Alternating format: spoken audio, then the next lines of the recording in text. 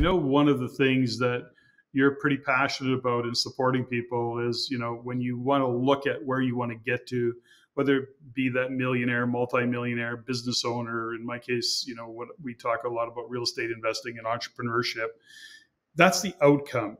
And, there's a common meme that I think people don't necessarily understand, or they don't remember it, which is along the lines of, it's not the outcome, it's who you need to be, who you need to become to achieve the outcome. And, back to what you just said, which is, you can't be a millionaire if you're operating on top of being a 100,000-aire.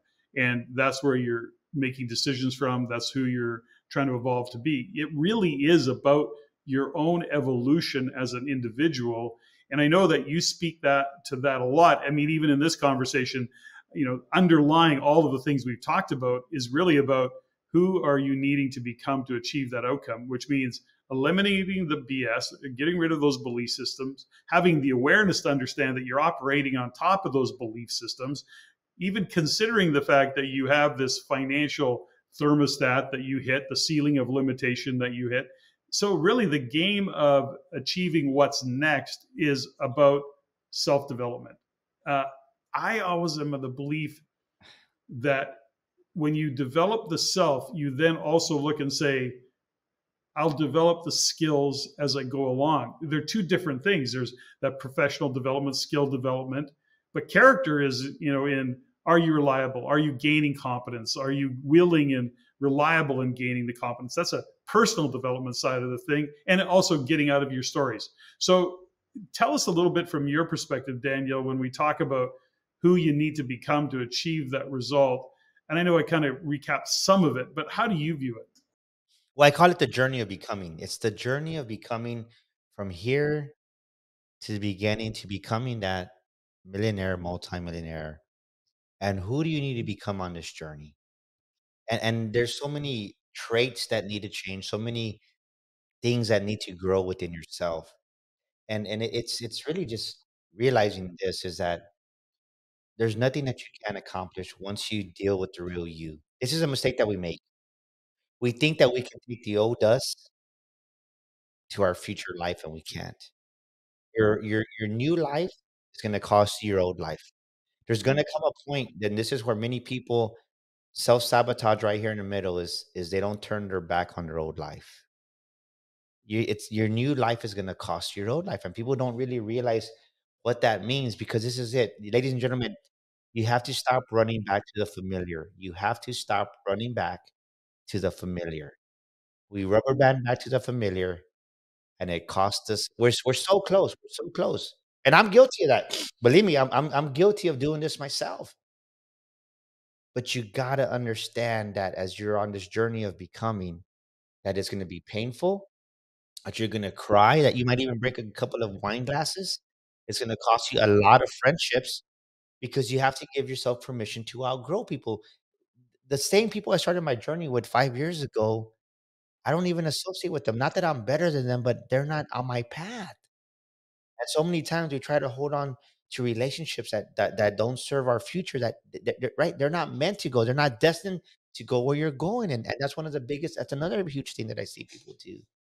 And then they try to do it on themselves, and they don't hire a Patrick, they don't hire a Daniel, because why do you want to lose 10 years when you can concentrate that and really get it done in a year to 2 years when you work with somebody who knows what they're doing? It's such an interesting conversation, I think, Daniel. My wife, Stephanie, is a mental performance coach, world class and Olympic class. She's been to, I think will end up going to her fourth Olympics. She works with, in the skating industry, figure skating industry, with dance teams, and has worked with NHL hockey players, and has a whole career of mental performance and supporting others, and not only in their mental performance, but training in their physical. So the physical performance is a manifestation of tweaking and understanding the mental performance side of it, which is an interesting conversation on its own. But to our point, or this conversation that you just shone a light on, which is we want to change, but we don't want to. So we want a different result, but we don't want to change. We want to hang on to the past. We literally we do a podcast that is a spinoff of the Everyday Millionaire, which is the Everyday Millionaire Mindset Matters. So we do a Mindset Matters. We just literally had released a podcast called The New Era, entering a new era. And how do you enter a new era with grace, with positivity? Because when we look at, let's say, globally, when we look at societal culture coming out of what we've been through the past 3 or 4 years, you start to realize the great divides of all of that. But if you're kind of into the world of saying, well, we're going from the third turning to the fourth turning, seems to be a popular understanding for many, or at least a common understanding. We're entering a new era at a global level. But we go through eras in our life. We, our 20s to our 30s to our 50s, maybe we have a divorce and we get remarried. Maybe there's a death in the family and all of a sudden we're living life without a significant other or out a parent, whatever that might be. My point is this.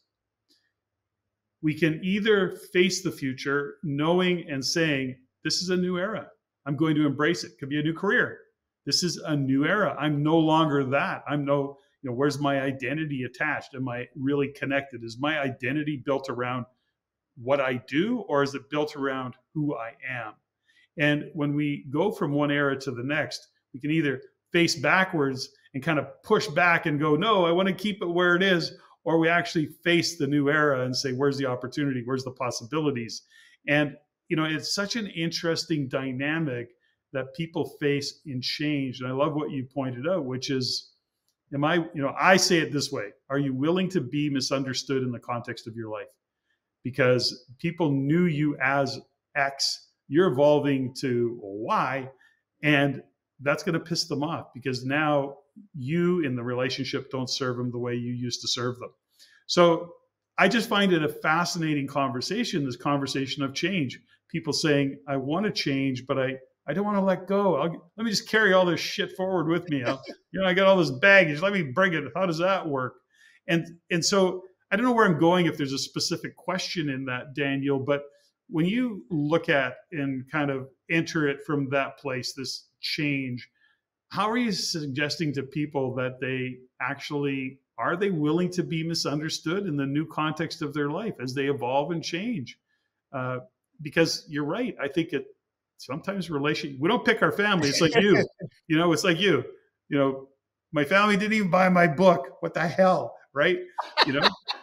That doesn't seem right. At least they could None of my books. I'm mad at the world right now. And I have the perfect mind hack for what we're talking about, because I think everybody's relatable to this. Write this down, ladies and gentlemen. Life is a series of seasons, and all seasons come to an end.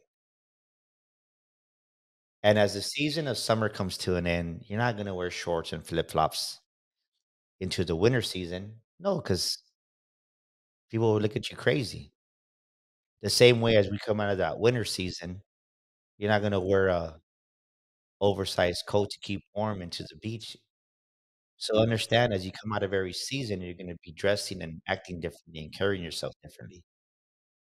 So as you go from season to season, from winter to spring to summer to fall, and it reoccurs all over again, that's how life happens. And the thing is, the longer you try to hold on to a season in your life, in your business, that it's already time to go to the next season, that's where the frustration sets in. That's where all the anger sets in, because you're not growing and developing. You're going back to what you're comfortable with, and that's not healthy. That's interesting. Years ago, there was a metaphor or analogy, depending on how you want to do it. There's stories around it, that ultimately, as we go through the seasons of life, the seasons of business, there is, in fact, spring, where you're planting seeds. And, it's the old story is, we don't look at the garden that we planted today and walk out in the morning and expect those seeds to have grown. There is a time where we plant those seeds and we go through the process of nurturing. We go into the summer of making sure that they're watered and they're getting the sun. And there is really a nurturing process. We don't harvest until the fall. And then in winter, like most things, we kind of hibernate a little bit. We just go through the tick-tock of certain things, depending on what your business is, for example. But ultimately, it is a kind of a cool analogy for how we approach business, how we approach life. In our own life, we go through these phases in life that maybe sometimes we can take a little pressure off ourselves and just give ourselves a break, perhaps, without making excuses, that's the problem, is that I'm planting seeds. I'm not ready to harvest yet. I've got to continue to nurture this garden along. Anyways, I don't know where I'm going with that, No, but a you're random right thought. though, because there's the audience has to understand that there's a season for sowing and there's a season for reaping. And no one wants to sow; they just want to reap all the time, and it doesn't. Even I go through that frustration. Like when I do my sales training, I always start my sales training. I use kind of the wave analogy, right? You ride the wave for the first month, second month, third month. Eventually, that wave's going to come down, and the wave's going to go back up. But there has to come a time to replenish yourself, and then you take off again. Like honestly, this right now, this month of May, man, this first 12 days has been, I don't want to say use the word horrific. I'm being kind of dramatic there, but it to me it is because I'm like I figured I'd be so much more ahead, and we just have stuff going on within our team with one of my employees, and it's part of growth though, and you got to go through that, go to the next level, and people don't understand that, and it's hard. I mean, believe me, it's not easy, man. Like I told you earlier, I wasn't feeling well. I said, you know what? Sometimes you got to detach from work and just take a nap, rest your body, because we think we're machines and we can go 24 hours a day, 7 days a week. And that's one of the biggest lies that we hear from some of these influencers. Right, rise and grind, rise and grind. Who wants to rise and grind and become a millionaire? That's not even sexy at all. That's you're gonna kill yourself. But we buy into that lie instead of what do we rise and what right? What do we arise and receive? Right? If we magnetically charge ourselves to attract all the opportunities that are destined for us. And within due season, because we're sowing the seed, we're making the connections, building relationships, doing the right ethical, right millionaire minded integrity decisions that we need to make. This is one. I don't know who needs to hear this, but somebody needs to hear this on the show. You're wondering why your business isn't growing. It's because you're not reporting all your income. What do you mean by that? Well, they're trying to cheat the IRS, right? You what brings me to mind, what comes to mind right now is I had this one small business that I was coaching, and I'm like, okay, well, is this your revenue? Yeah. There's no way, right? I'm looking at the facilities. I'm looking at what they're doing. I just common sense. If you know what you're looking at, I said, what revenue are we missing? They go, that's it. I go, does anybody pay you in cash? Oh, yeah. How often? How much? Well, I'm like, no, like, come on. Like you hired me to help you. You got to trust me. They weren't reporting 25% of their business, almost 30% of it. I go, "Why not?" "Well, because we don't wanna pay taxes because the IRS is they're cheating us." "No, you're cheating them." Like, God sees everything you're doing, that's why your business is struggling. Somebody needs to hear that. That's like, you gotta be ethical, you gotta be a man and a woman of integrity. The right? The creator doesn't love dishonest scales. That's why people go out of business because shortcuts equal short paycheck. Short paycheck equal businesses out of business in 5 years. And you wonder why your business isn't because you have that scarcity mindset. You listen to that negativity, and then you go take business advice from your Uncle Joe, which is a plumber, right? At the school district and doesn't even have his own business. No, nothing against plumbers, but I'm just saying as an example, you're seeking the wrong counsel and it's costing you your business. And you're the main thing is you're not being a person of integrity. And God's not gonna bless that.